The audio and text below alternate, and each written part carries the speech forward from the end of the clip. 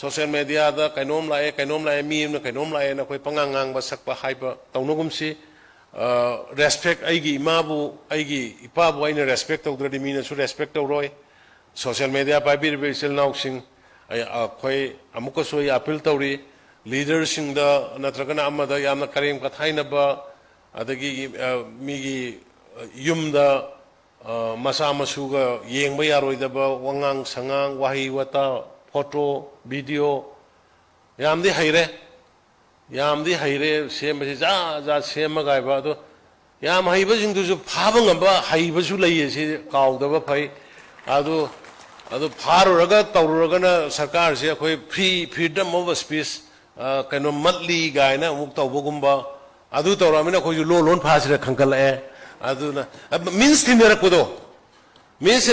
de pharuramina moi freedom of press mali haram loan pharga loan na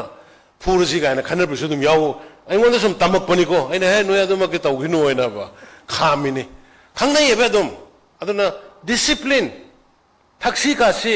social media isibu noi gi imung gi polaga puthor ko dona ai gi mana piram badon nei pa piram no laiba kini afabada senna se suggestion pina si information gi boina senna se natabada aswaida angau ba mane tar ko tu asimanam ngang se lupa sangwa se pisalo ngango na ira pira ngangan bagumba adu bu hangno burane masai kokna masai wakal ngang je bani angau ba sorok to ya angau bu ya de phar ga siner tv to le ngang su kai de no director woni na jenimsa director woni na mala ai interview ta ba da hing tum de nok padai bang de ba adu gum mi do politics ya holle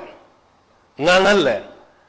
adage video ga nambi re thadok pi re slai ga hu e mina dia som dai da akhoi ji loina admai tor bo khan gre ne ba adu yamna chip bo politics so honde